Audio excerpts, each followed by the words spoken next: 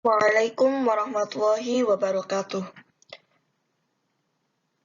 Perkenalkan, kami dari kelompok 6 ingin menjelaskan materi tentang teori agenda setting, kultivasi, dan dependensi. Yang pertama adalah teori agenda setting. Pengertian teori agenda setting. Teori agenda setting adalah teori yang menyatakan bahwa media massa merupakan pusat penentuan, dengan kemampuan media massa untuk mentransfer suatu elemen, yaitu kesadaran dan informasi, ke dalam jadwal acara publik dengan mengarahkan kesadaran publik serta perhatiannya kepada isu-isu penting dalam media. Teori ini dikemukakan oleh Walter Lippmann pada konsep Itu Dunia di Luar dan Gambar Kami di Kepala. Penelitian empiris teori ini dilakukan MC Shisher dan Shawn. Mereka meneliti pada pemilihan presiden tahun 1972.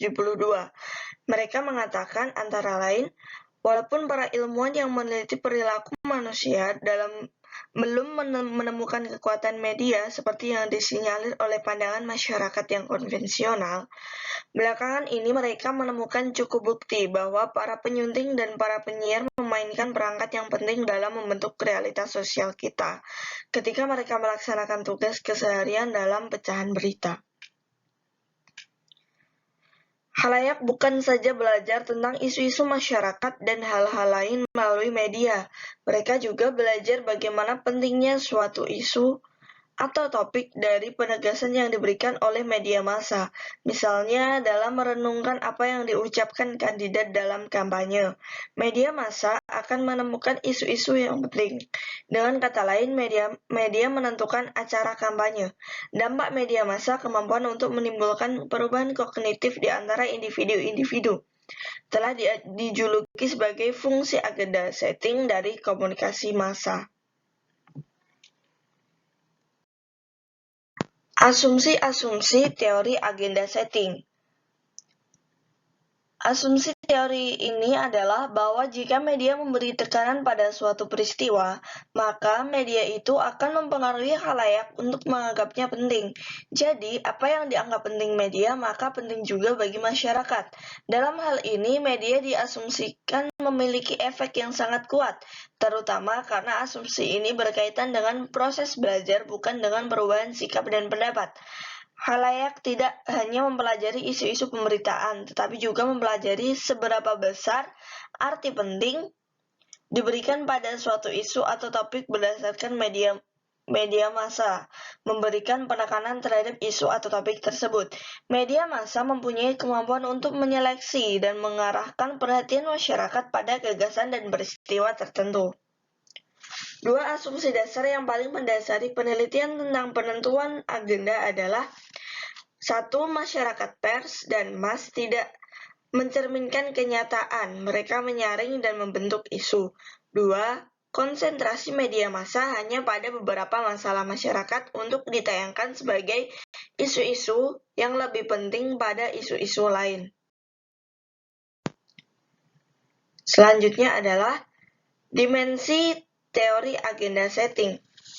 Yang pertama adalah agenda media, meliputi visibility atau visibilitas, jumlah dan tingkatan menonjol berita. Audience salience, tingkat menonjol bagi khalayak, relevansi isi berita dengan kebutuhan khalayak. Valence atau valensi, menyenangkan atau tidak menyenangkan cara pemberitaan bagi suatu peristiwa. Yang kedua, agenda khalayak, familiarity atau keakraban, derajat kesadaran khalayak akan topik tertentu.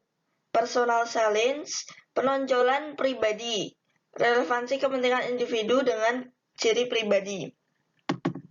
Favorability, kesenangan, pertimbangan senang atau tidak senang akan topik berita. Yang ketiga, agenda kebijakan. Support, dukungan, kegiatan menyenangkan bagi posisi berita tertentu. Likelihood action, kemungkinan kegiatan, kemungkinan pemerintah melaksanakan apa yang dibaratkan. Freedom of action, kebebasan bertindak, nilai kegiatan yang mungkin dilakukan pemerintah. Kelebihan dan kelemahan teori agenda setting. Skandal Century yang pernah terjadi beritanya tidak menjadi topik utama di semua media massa. Hanya beberapa media saja yang menjadikannya headline itu terjadi karena tidak sesuai dengan selera publik. Disinilah kelemahan dari teori agenda setting. Ketika mulai masuk ke selera publik, maka teori yang lebih relevan untuk melihatnya adalah news and gratification. Teori ini mempertimbangkan apa yang dilakukan orang pada media, yaitu menggunakan media untuk memuas kebutuhannya. Dalam memenuhi kebutuhan secara psikologis dan sosial, audiens menjadi tergantung pada media massa. Audiens memerlukan media sebagai sumber informasi bagi pengetahuan mengenai perkembangan kasus Century. Karena itu, media pun bersedia menayangkan sidang pensi Century secara live. Media mencoba memberikan apa yang dibutuhkan oleh audiens sehingga memberikan efek dalam ranah afektif audiens. Salah satu adalah meningkat dan menurunnya dukungan moral terhadap skandal Century yang sedang dalam penyelesaian. Bernard C. Cohen mengatakan bahwa pers mungkin tidak berhasil banyak pada saat menceritakan orang-orang yang berpikir, tetapi berhasil mengalihkan para pemirsa dalam berpikir tentang itu. Ini termasuk dalam kelebihan dari teori agenda setting, sementara yang lainnya adalah memiliki asumsi bahwa suatu berita mudah dipahami dan mudah diuji. Dari kelemahan dan kelebihan yang dimiliki teori agenda setting, tentu ada saja dampak negatif dan positifnya. 2. Teori kultivasi. Teori kultivasi pertama kali dikenalkan oleh Profesor George Gardner ketika ia menjadi dekan Annenberg School of Communication di Universitas Pennsylvania, Amerika Serikat. Menurut teori kultivasi, televisi menjadi media atau alat utama di mana para penonton televisi belajar tentang masyarakat dan kultur lingkungannya. Persepsi apa yang terbangun di benak penonton tentang masyarakat dan budaya sangat ditentukan oleh televisi. Ini artinya, melalui kontak penonton dengan televisi, ia belajar tentang dunia, orang-orangnya, nilai-nilainya, serta adat kebiasaannya.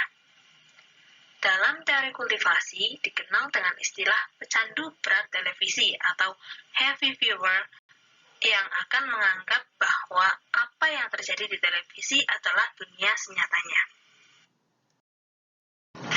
3. Teori dependensi.